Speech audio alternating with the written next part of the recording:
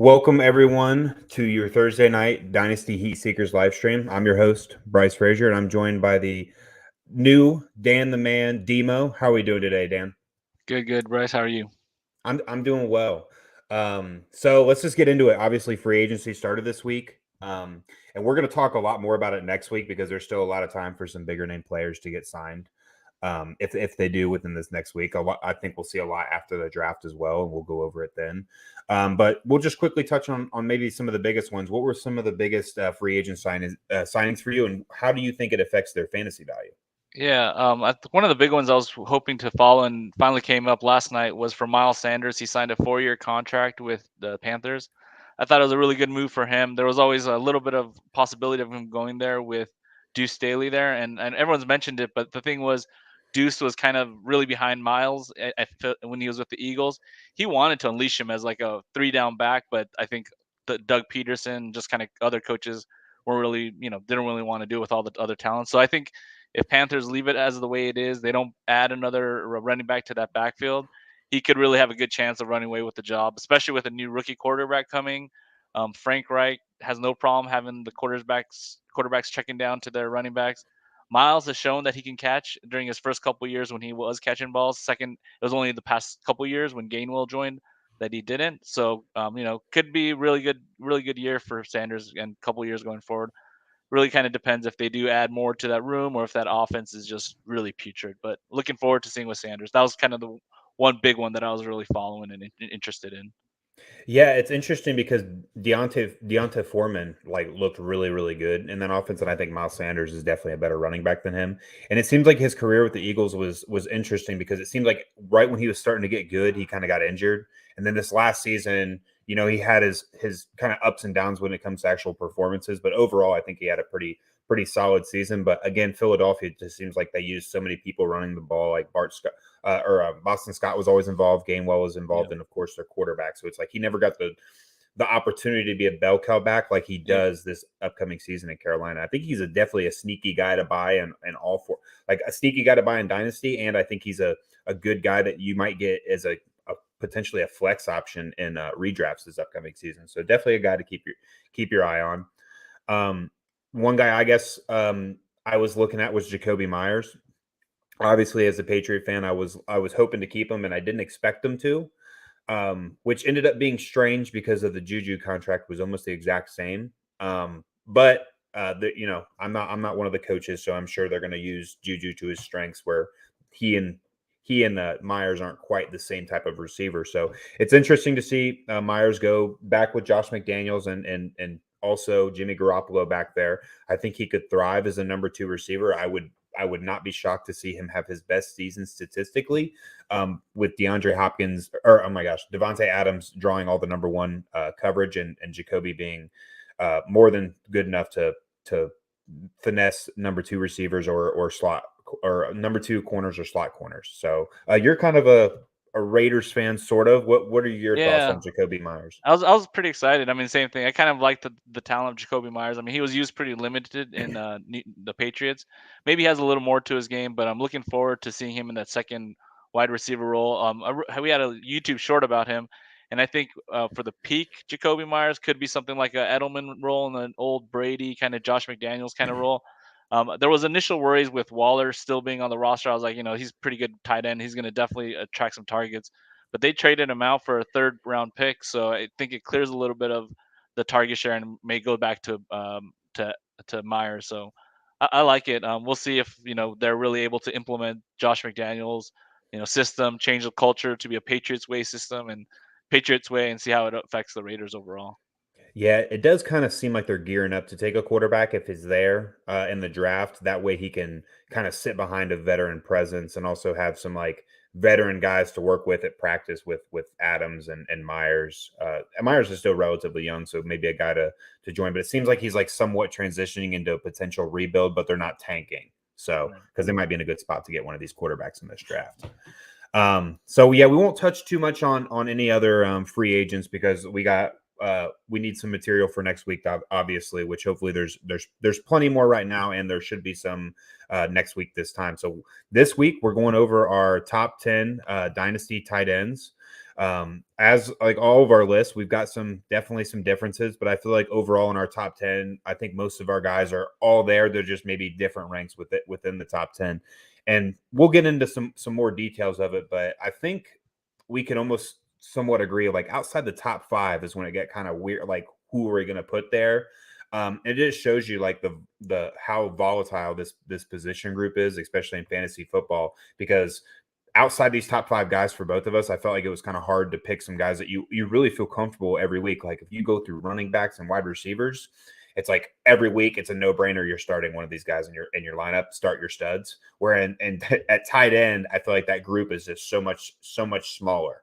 And then and age isn't as big of a factor. I don't know if you would agree with that. Do you Yeah. think age is a big of a factor at tight ends? No, I mean I discount age a lot in this area too. A lot of the leagues I'm in right now in Dynasty are just single one tight end, no premium, so it's kind of even less more devalued. But yeah, I mean outside of a few of those really high end, top end tight ends, it's really difficult to really rank or kind of decide how you want to rank them. Actually, the remaining tight ends, people take different strategies, and I do, like you said, I'm not too worried about the age. What I'm kind of looking for in my latter half of the top 10 of tight ends is those tight ends that I think could really pop and maybe really just get the become one of the top 2 or 3 tight ends. So it really doesn't matter about their production, where they've been. I kind of try to see, hey, is this someone that could really make it up there into that top 3 or 4, tight end positions where they are a difference maker? Great. If not, then I don't really hold out much hope for them. Just as I mentioned, like Cole Kmet, there's a little more upside on him, but personally, I feel I've seen enough of him, and for that reason, he's kind of outside my top 10. Yeah, I think I left him outside mine as well. And I'll pop up my bottom 5 here. Yeah, I agree. It's like some of these guys in their first couple years, I feel like you know what you're going to get. I mean, I know sometimes tight ends take 2 or 3 years to develop, but this is Cole Kmet's going into his third or fourth year already, and I think we've seen how that offense is going to go. And he seemed like he had all the opportunity to kind of break out last year, but maybe with more weapons, he gets more opportunity. We'll see this upcoming season. So let's start with it. I put Isaiah Likely at the 10 spot. Obviously, he's behind Mark Andrews on his team.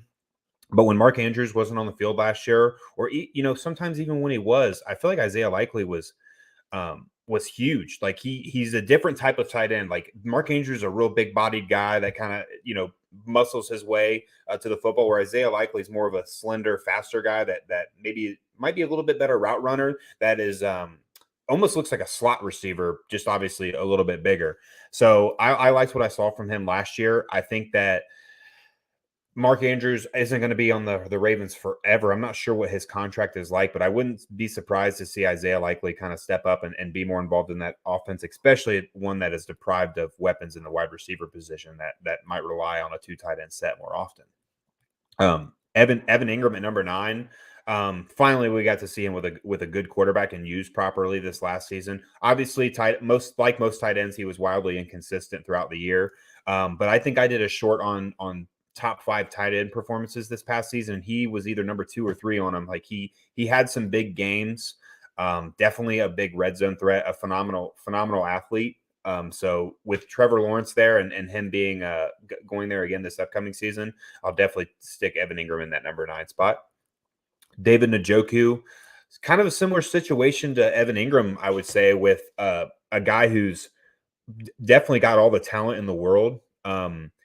Just hasn't really got the opportunity. I feel like last year we wanted to see him with Deshaun Watson, and it seems like as soon as Deshaun got done with his suspension, David Njoku ended up getting hurt like the game prior, so we didn't really get to see them together very, very often last year. Again, a team that probably could use some more weapons. Amari Cooper's always been wildly inconsistent. Donovan Peoples-Jones last year was probably their most consistent player when it came to the receiving core. I'd like to see I could see David Njoku taking steps, and it wouldn't surprise me if he finished in the top 5 wide receiver, tight end category this upcoming season. Number 7, if you don't know him, Michael Mayer is going to be a rookie this upcoming draft. He is a stud athlete. I really think that the quarterbacks are overshadowing a lot of talent in this draft, especially at the wide receiver position and the tight end position. There's like 3 tight ends in this draft that I think are guys we need to pay attention to. This last draft we had, it was Trey McBride was like the first tight end off the board in the draft, and I think there's 3 guys in this draft that are easily better than him. Michael Mayer was used every which way for Notre Dame, and he's a very good blocker. So he's a guy that's going to be on the field doing it all. And then number 6, I'm going to throw Dallas. I threw Dallas Goedert in there. He would be higher, but there's just too many mouths to feed on that team. I don't know where exactly you had him ranked, but I assume he's got to be in both of our top 10s. I think with just all these weapons, it's just hard to get him a lot of value, or hard to put him in my top 5 because he's the 3rd best option. And I think if I remember my top 5 correctly here, that most of them are either the 1st or 2nd best option on their team, where Dallas Goedert, I think, would be realistically the 3rd. There's just too many mouths to feed on that team, so it really eats into his potential fantasy production. What are your thoughts here on the bottom 5 list here? Yeah, a couple of interesting choices here. I know you got the rookie in there. I wanted to see if you could talk a little more about Michael Mayer and how you have him ranked kind of 7. It looks like you have him even above some of these younger. And you got a good mix of tight ends there with likely Ingram, Njoku, showing age doesn't really matter. But I wanted to see what how you ranked Mayer up there at 7 first. Yeah, I mean, you need to watch film on this guy because, I mean, obviously the first game of this last season was Buckeyes versus Notre Dame, and Michael Mayer was just used like they were throwing quick screens to him. That's how versatile he can be at the tight end position, and then you'd see him lined up right next to the tackle blocking. So I think when you have that versatility, it makes it huge that you're always going to be on the field and you're going to be lined up in these different situations for better matchups. And the way this draft is going to pan out, I could see him going late in the first round, which usually leads to him being on a team with a high touchdown upside. Just off the top of my head, there's some tight end needy teams, including the Bengals would be a great landing spot for him. I wouldn't be surprised if the Bills ended up taking him as well. I think Dalton Knox is. I was never big on Dalton Knox. I think he was just a guy, or I'm sorry, Dawson Knox. I think he was just a guy that benefited from a high touchdown upside team and happened to keep getting in the end zone, where I think Michael Mayer could be that guy that gets you 6 to 8 receptions along with the touchdowns. So I just like the way he can be used. Honestly, I see him being used similar to Evan Ingram, but I really like Michael Mayer better as an athlete. So again, the way you kind of described it was, what these guys that are in my 6 through 10, which one do I think could potentially be a top 5 guy? I really think Michael Mayer could be a top 3 guy the way with his profile. So I think he'll start to get noticed more after the draft and when we're getting into like these rookie training camps. I think he's going to turn some heads. That's cool. Yeah, I think that's fair and makes a lot of sense. I just had him on my top 10. He was a little bit outside of it and kind of for a different reason. Just not sure about the landing spot. I did kind of see him having a pretty good career and being able to get some playtime immediately that first year. He looks like a complete tight end. It reminds me a lot of kind of Zach Ertz when he was younger. So we'll kind of see if he does kind of carve out a role. Zach Ertz had a lot of great finishes. I'm just not sure if the ceiling is there yet. I kind of want to know more landing spot. He is athletic, but just not quite. If he doesn't remind me totally of like the player that I wanted, but I do have someone else similar up there that I have. But that's fair. Just want to get that sense. And the other question I had for you was, let's see. Oh, so for Dallas Goedert, I kind of was just in the same place. I'm gonna get to later, but I did have him around the same place for kind of the same reason. And then I guess Evan Ingram, you see a good career beyond maybe next year. I know he's just been franchise tagged. Do you look beyond 1 or 2 year windows for tight ends? I know age doesn't matter, but Yeah, I mean, yeah, I'd like to, but I feel like outside maybe like the top 5 or 6, maybe even 7 guys, it's hard to look further ahead because they're just the tight end group is just so wildly, like, they're just volatile when it comes to their production. So I think Evan Ingram is a great talent, and I hope that he does stay with Jacksonville, even though he's on the tag. I just gotta hope that maybe he lands somewhere else because I think he's just gonna show what he's capable of with Trevor Lawrence throwing him the ball. yeah. That hopefully even if he's not there the next year, whatever team ends up signing him decides to utilize him in a similar way. Gotcha. Yeah, I mean, I see and that kind of goes to like the strategy of tight end position and what you want to do with it. And kind of, I agree with that kind of production with Evan Ingram. For me, I'm really looking at the tight end to, if I have that one position, to either be a real difference maker or just kind of fall into that mess of crowds. There are a lot of consistent people that will fall in there, but I want kind of that tight end that might give me like 25 points one week or something. And the ones that really do it more often, Rob Gronkowski, Travis Kelsey, those are, I think even with Mark Andrews, he had a couple of those weeks. Those are kind of like the tight ends that I'm really looking for. And if I don't get those, even the top tight ends that can score 16 points here and there, very few often, 4 times a week or something. I'm kind of just looking for like almost a week winner in terms of tight ends if I don't have the top end folks.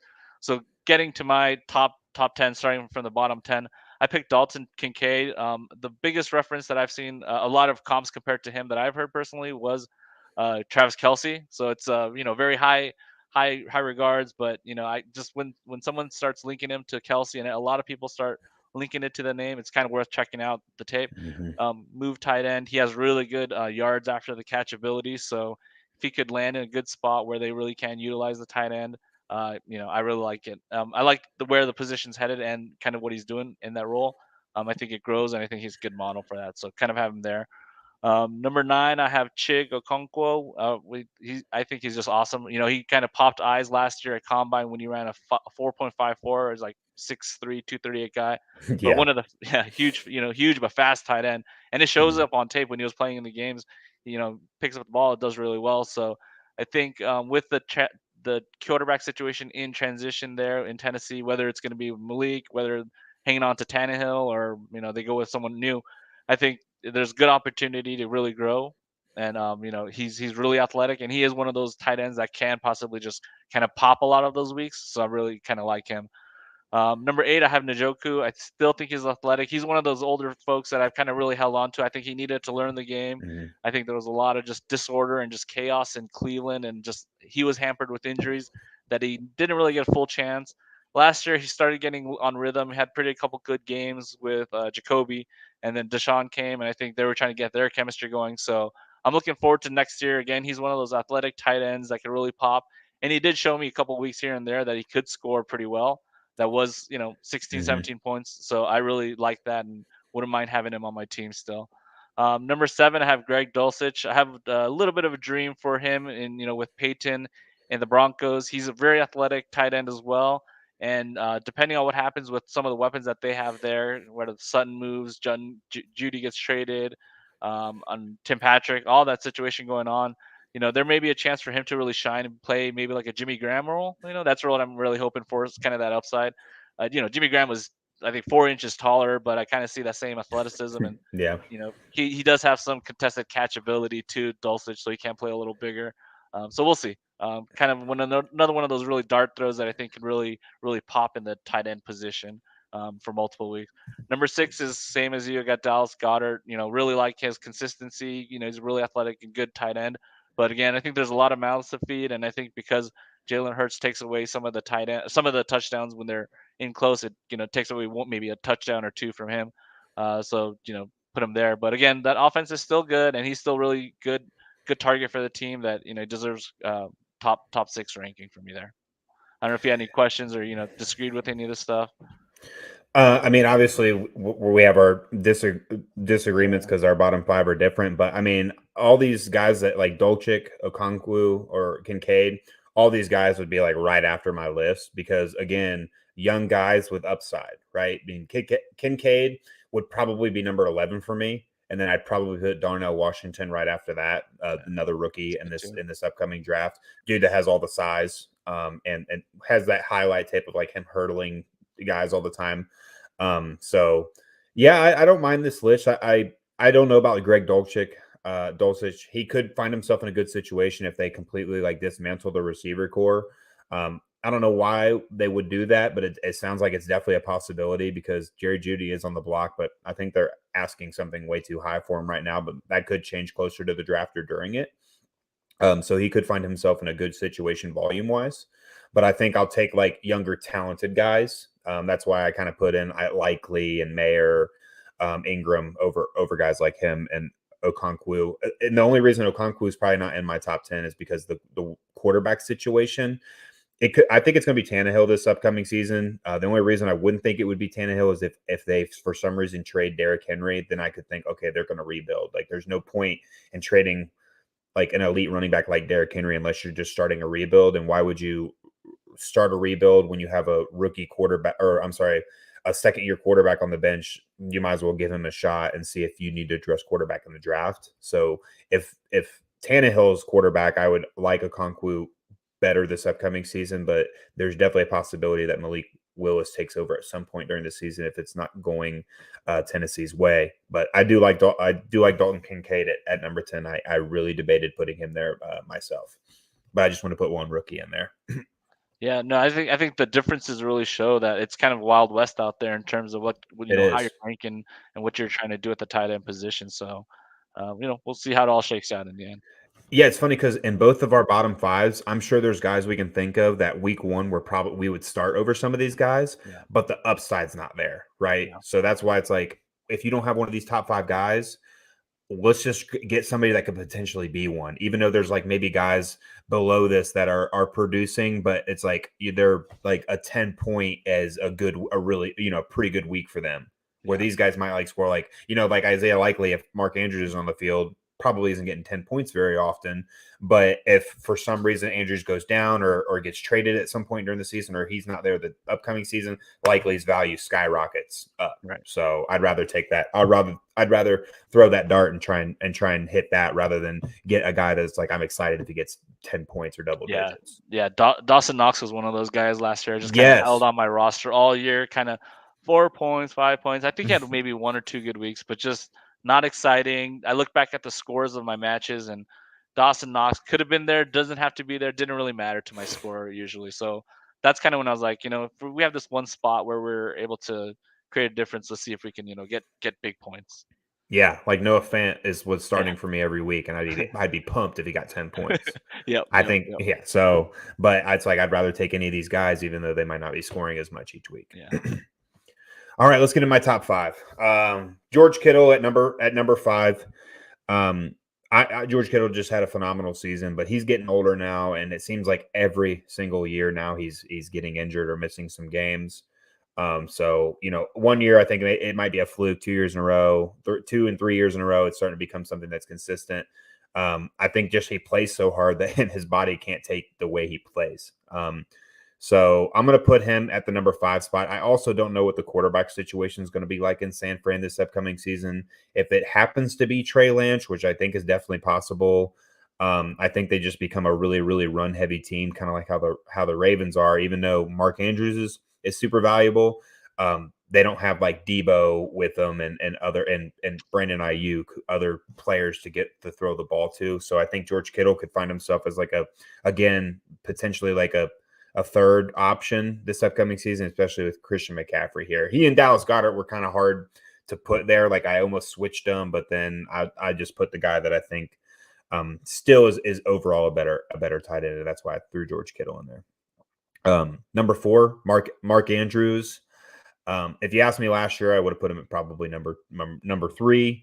But TJ Hawkinson has passed him up. Mark Andrews now is also getting older. The quarterback situation in Baltimore is extremely up in the air. We have no clue who's going to be quarterback for them next year. At this point, it might be Lamar on the tag. If it is, I think that's great for Mark. But now he got hurt. And he's getting older. So is this something that we're going to start seeing? Because I mean, as these players are getting older and they're being used a lot, it wears and tears on them, and they get hit. So it's not like Lamar has got the accuracy to keep Mark Andrews safe either, right? He's just going to try and throw it and hope he catch it. Throw it in his general area. If he catches it and takes a hit, he's not like Brady or Rodgers or any of these other elite quarterbacks that can pinpoint the ball to make sure their tight ends catch it safely and are able to maybe avoid contact. So I'll throw Mark Andrews there at 4 based on his age over some of these other guys.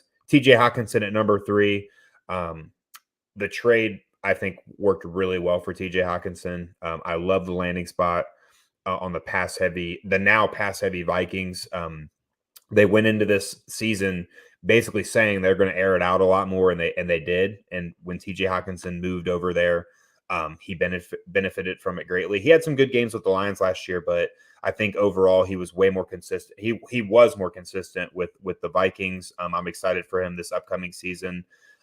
With him being the second option behind Justin Jefferson.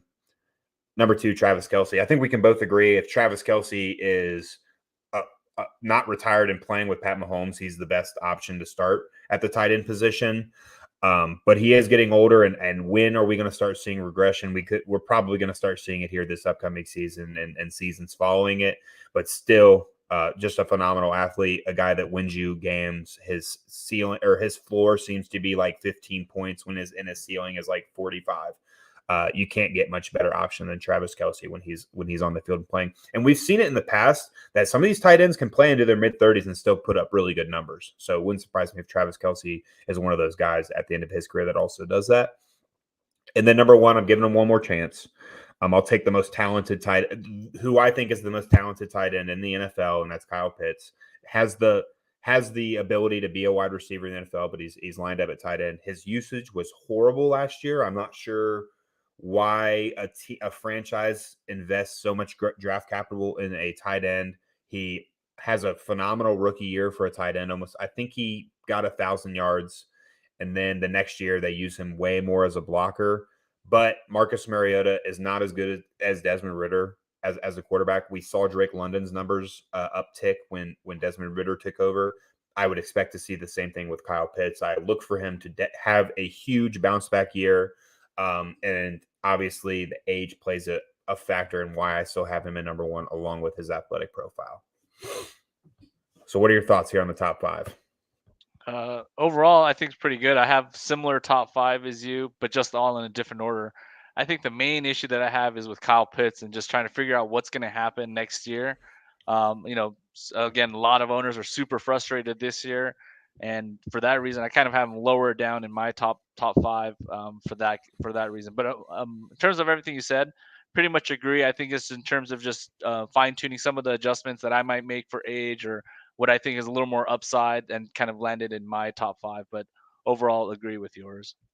Yeah, I would say that Kyle Pitts arguably was the biggest bust of the 2022 fantasy season. I think he was probably one of the biggest disappointments, if not the biggest.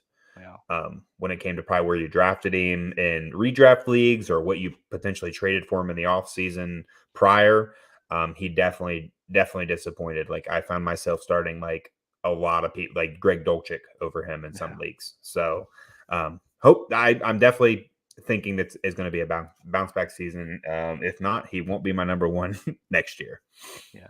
No, I mean, yeah, he was annoying. I mean, that's why I have him at 5. I've kind of given up on him, but again, he's super young. He had 1,000-yard season his rookie year, so there's no doubting that he did that. And he has the ability, and he's huge, and he's a freak, so he can do it. It's just a question of will the system, will the Atlanta offense kind of tailor it so that he does get open, and is he going to get open at the tight end position? There's always little talk about does he get converted to wide receiver at some point? Kind of takes some of the shine off for me too in terms of the tight end position. That definitely would. Yeah. But the two pieces of interesting news that I thought came through recently was that they signed Jonnu Smith, and then they also a tight end that used to be with Arthur Smith on the Titans, and then they also signed one of their guards to a long-term contract too. I think which kind of takes away money from maybe more weapons that they could add more at the skill positions. So I don't know if you had any additional thought in terms of the addition of Jonnu Smith would do to the team. I thought he was going to come to be the blocker. I was like, all right, they got a blocker. And I was looking back at Jonnu's numbers. And I was like, no, he didn't block all that much either. He was going out there running routes. So I'm like, does that affect Pitt's numbers? I'm not sure. So I don't know what you thought about the signing there. Yeah, it didn't make sense. I loved it as a New England fan because I think he was a huge disappointment for the contract that we gave him.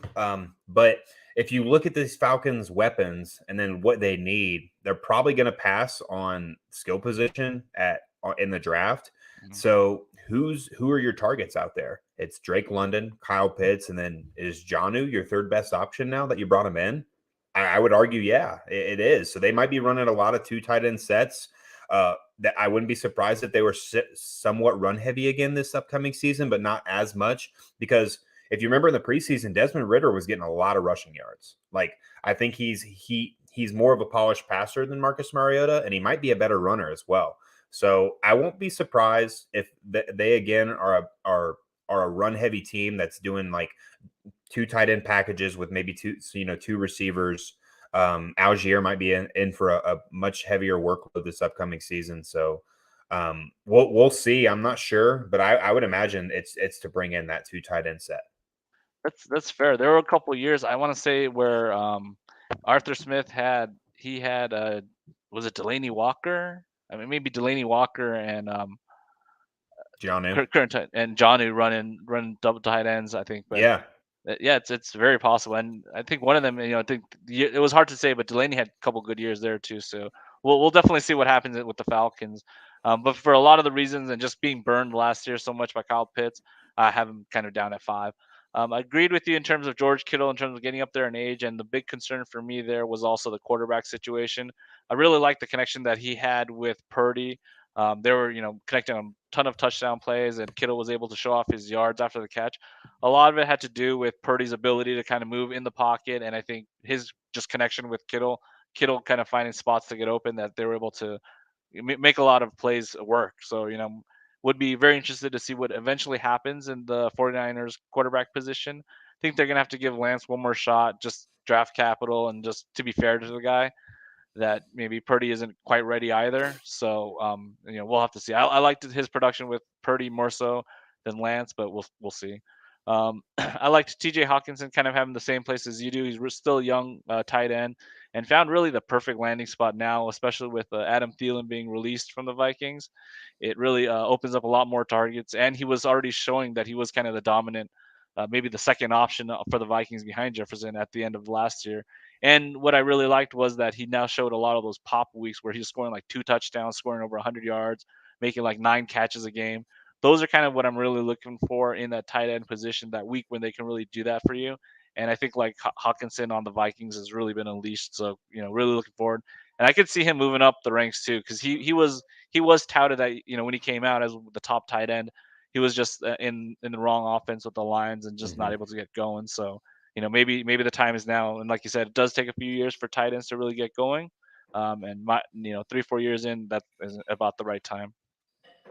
Second place and number 2, I have Mark Andrews here still. I know you ranked him a little lower, just generally by a lot of question marks. I think he's a pretty good, talented tight end. He's been doing it for a couple of years now. I'm also looking forward to the fact that they have a new offensive coach with the Ravens this year. He was the coach for the Georgia team, where they used a lot of 2 tight ends in that team, and they were kind of like the main focal points.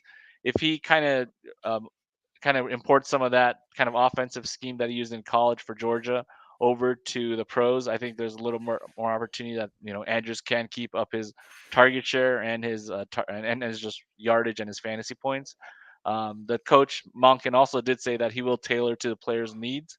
I think that's more of a comment to saying like we recognize that Lamar Jackson is a good runner, so they want to still use it. But again, the fact that I think Mark Andrews is a good tight end and has been a good tight end, uh, lets me keep him at number 2. He provides those weeks where you're putting up 20 points, so I still like that a lot about him.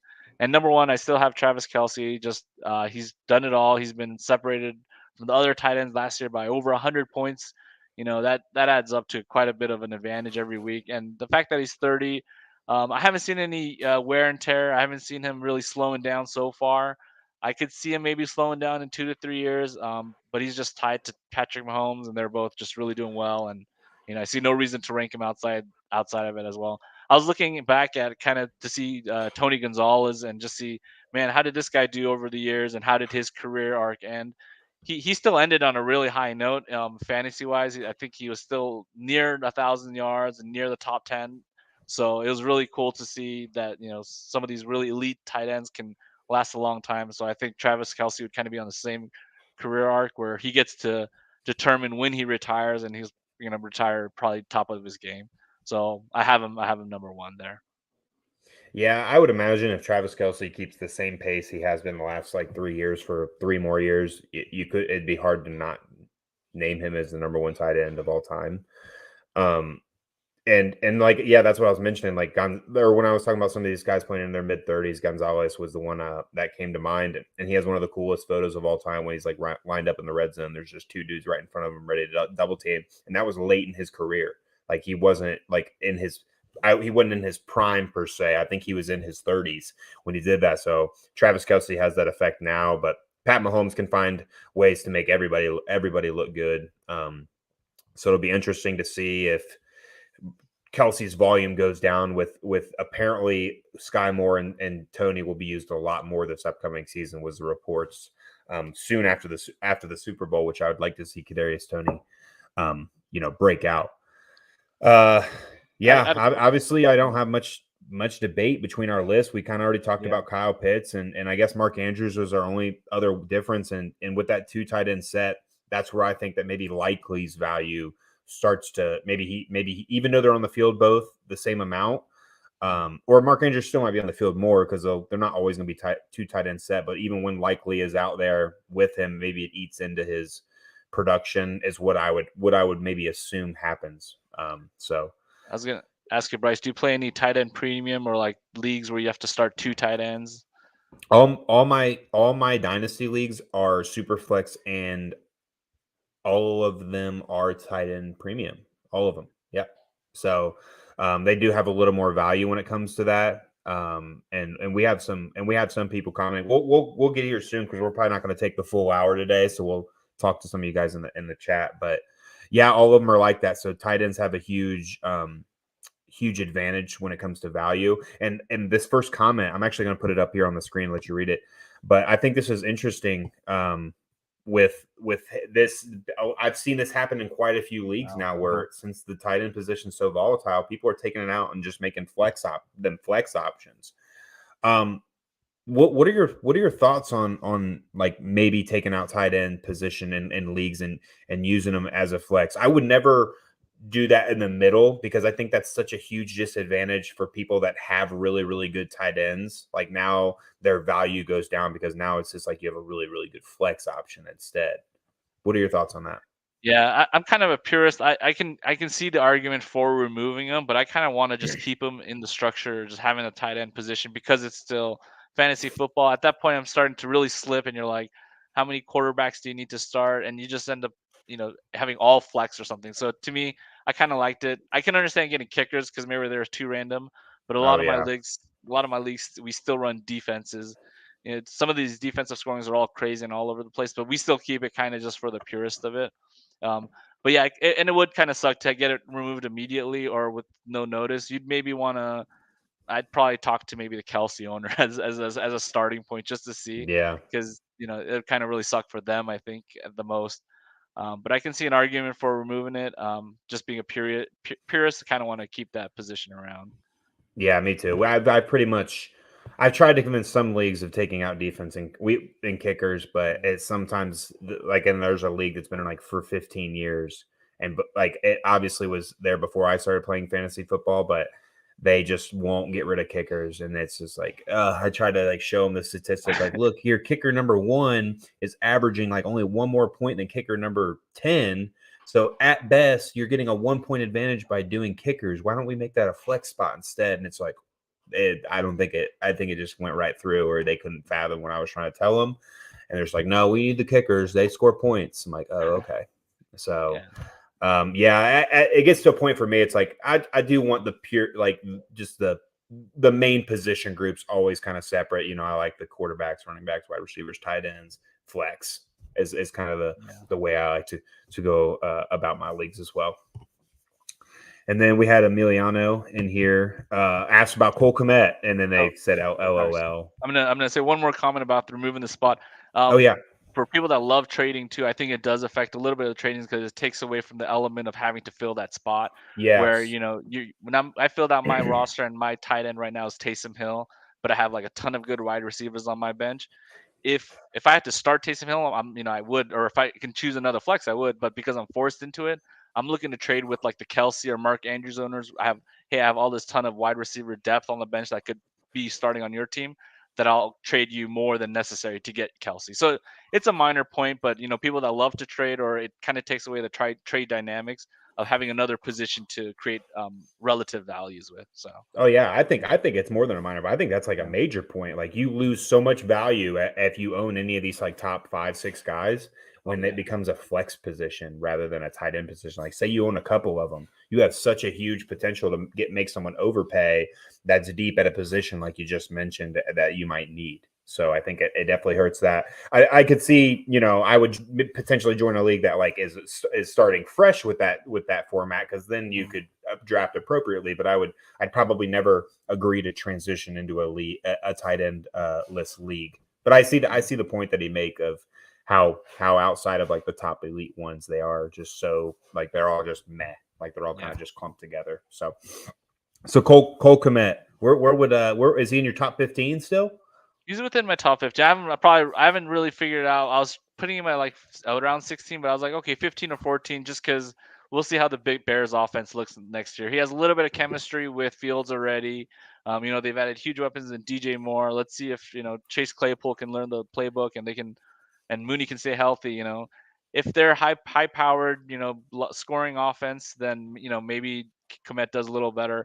I just kind of seen what we've seen on tape. I don't think it's the greatest athleticism. He seems to be okay, but just hasn't really impressed me that where I think he's going to be able to pop a lot and often during this in the season that I'd have him really high.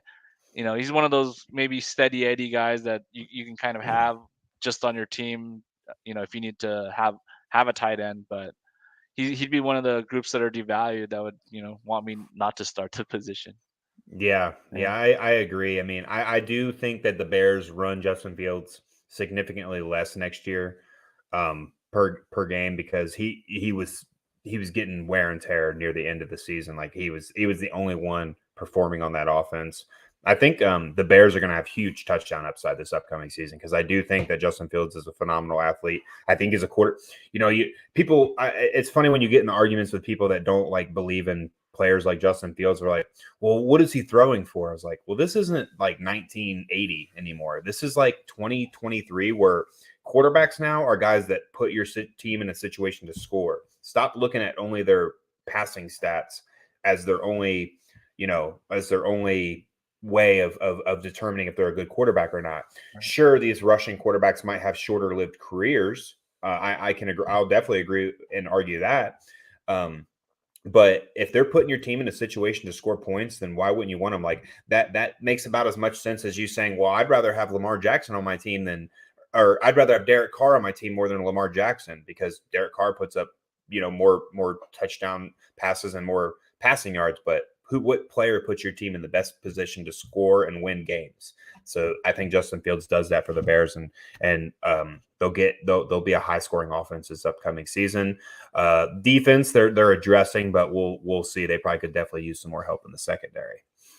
So Cole Kmet could find himself in a high touchdown upside team, which is nice. But I also have him ranked probably around 14, 15, somewhere in there. And then the last thing, Frederick, he was like, I think he was in our first or second stream.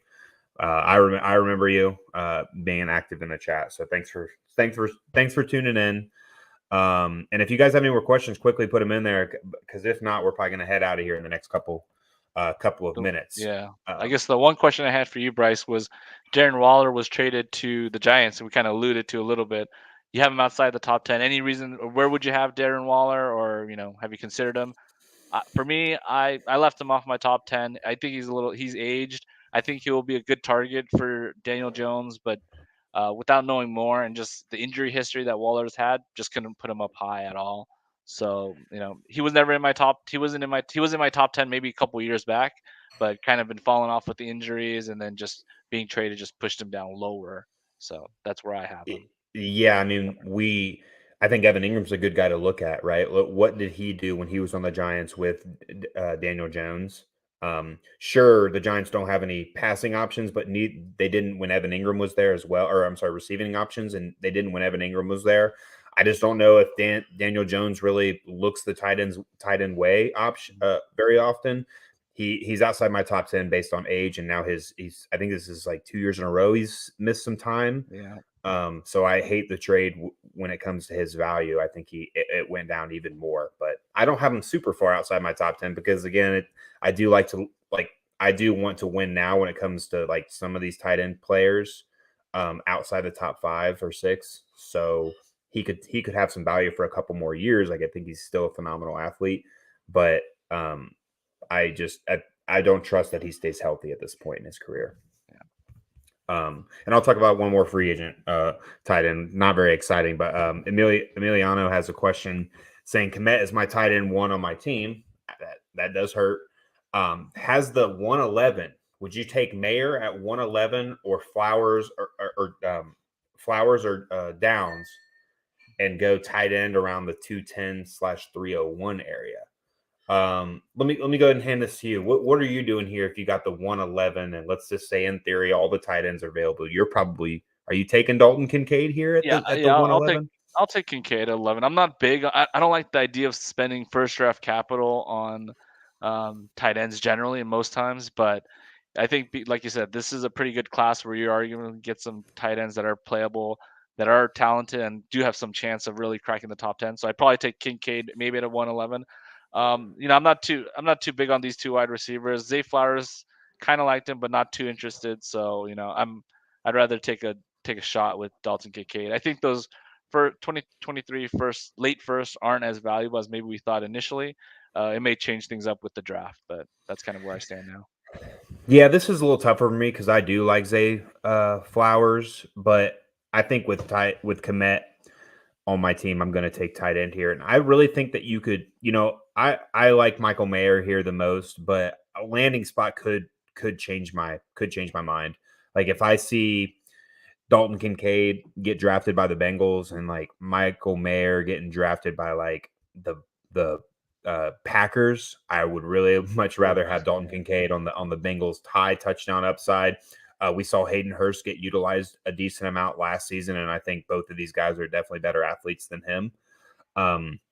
So yeah, I'd probably go tight end at this 111 position, and I think you got plenty of time, obviously, with seeing where some of these guys land in the draft. Darnell Washington is another guy to keep your eye on. I think he's being overlooked a lot just because he happened to have generational talent, Brock Bowers, as the other tight end on the Georgia. So I feel like he didn't get to really get as much opportunity as he might have gotten on other teams. With his size and skill set as well. So yeah, I'm gonna agree and go tight end here at the 111 position and pass on these two guys. So and they 210 3-1 is probably too late to really land one of the top 4 tight ends. I think the other one that we haven't mentioned is for me it would be Musgrave, and I don't know if he may fall into the 210 range, but there's a chance that someone might take a shot a little earlier, and especially if you really want.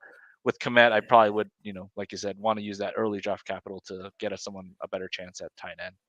Yeah, I agree. It's going to be excuse me. I really doubt that you're going to get the opportunity to get Kincaid, Mayer, or Washington at 210. I think all three of those guys are for sure going to be gone by then. Musgraves could be there again if he lands in a really really good spot. He could also be taken middle of the second round as well, because there's a huge fall off at quarterback after the fourth best quarterback gets taken, whoever that is that you have. And then I think after about 5 wide receivers, there's a pretty significant drop off.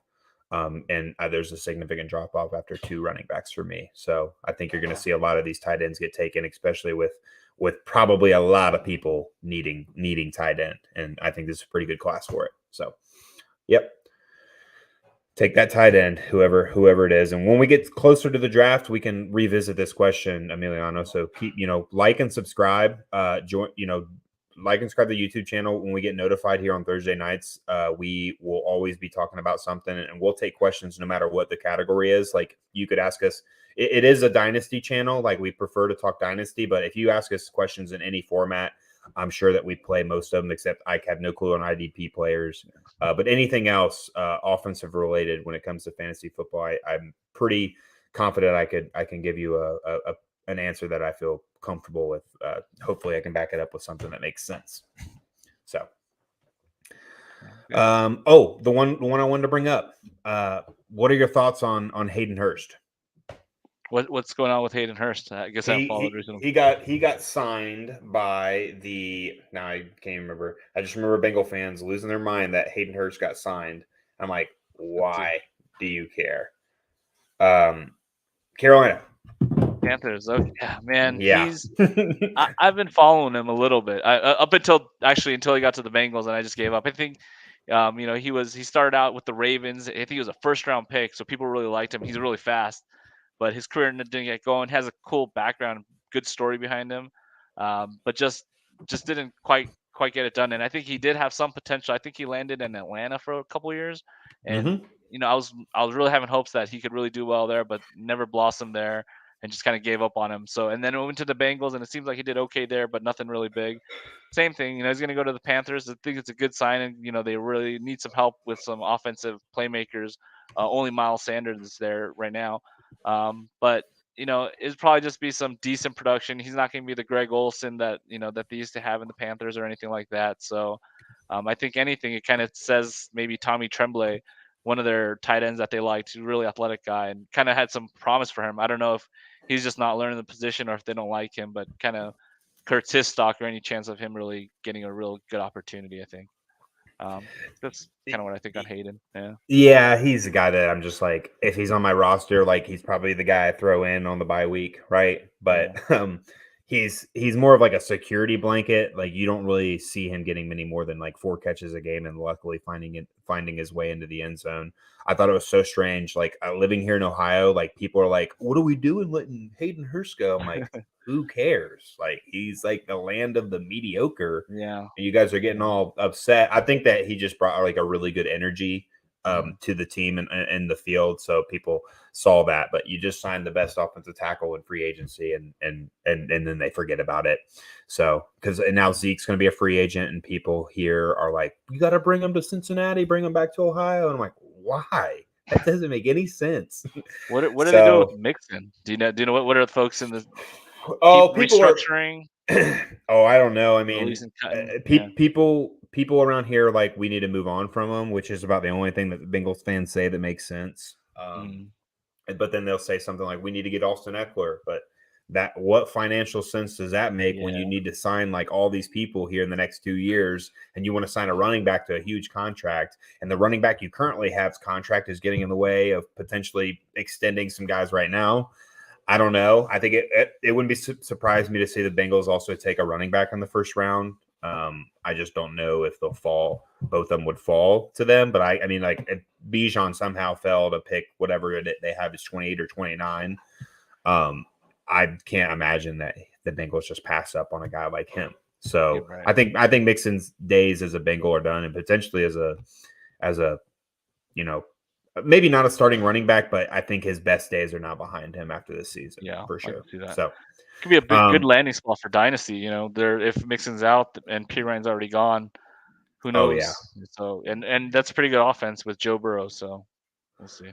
oh yeah, that's a huge. I mean, and it's not like, and I never was. I liked Mixon. Don't get me wrong, Yeah. but I liked more of the usage that he was getting. Like the Bengals always established a run game; they never abandoned it. Like Mixon got plenty of touches in both the pass game and the run game. Whatever running back lands there has got obviously huge touchdown upside, along with a Mhm. good usage if they continue the same pattern they were using with Mixon. Um, I would be. It'd be interesting to see if like a player like Jameer Gibbs landed on the Bengals and like somebody like Bijan Robinson landed somewhere not as exciting. I wonder if that would tip the scales for some people Interesting. on Yeah. their value. Not me. I'm going to go Yeah. talent over situation when it comes to running back position. People made that same mistake when they were drafting Clyde Edwards-Helaire over Jonathan Taylor. So hopefully, maybe people learn their lesson in that sense. But I bet that would definitely tip the scales for a lot of people. So hopefully it's I think the draft will make for a good show that next week. We'll have a lot to talk about. Yeah. So is there any other final thoughts of the tight end position that you'd like to mention? Because after that, I think we can just end it here on Emiliano's thing saying they have us subscribed. Are you guys doing any rookie mock drafts this year, startup drafts? Join that Discord that I put in there. They're always looking for people to join mock drafts and things like that. So yeah, we're definitely going to be active. We're going to be doing a mock draft here. I'm not sure how many weeks, but we've got one scheduled one of these Thursdays. So we'll be doing that, and then we'll be doing some rookie rankings as well. So definitely going to be doing that as a dynasty show. So that it. You got any other final thoughts or things to Uh, talk about? Nope, that's it. I mean, just had a couple questions for you on that, and just kind of wanted to pick your thoughts. And it was interesting to hear what you think about dynasty tight end landscape and what to do. And I think both of us said we just don't think too much of the age, kind of like Mhm. these high end producers, and we've identified 5 or so. And after that, hey, pick the guys you like, pick the athletic ones you want that can produce, and just hope. So yeah, I think a similar way we is also at the quarterback position where age might not be as important, and we'll discuss that more next week when we go over our top 10 dynasty quarterbacks up this upcoming season. So, I guess moving this upcoming season and moving forward. So we'll end the show on that, guys. Thank you. If you're still viewing or you're viewing this later, please like and subscribe. On the YouTube channel, join the Discord. I did put it in the chat. Facebook group, RotoHeat Dynasty Fantasy Football, super active community. I've seen DMo in there being active on chats. I'm always active on questions or trade talk or anything like that on there as well. Great community, great for any questions you guys need. And we will see you next week talking about our top 10 Dynasty quarterbacks. thank you guys. See you guys.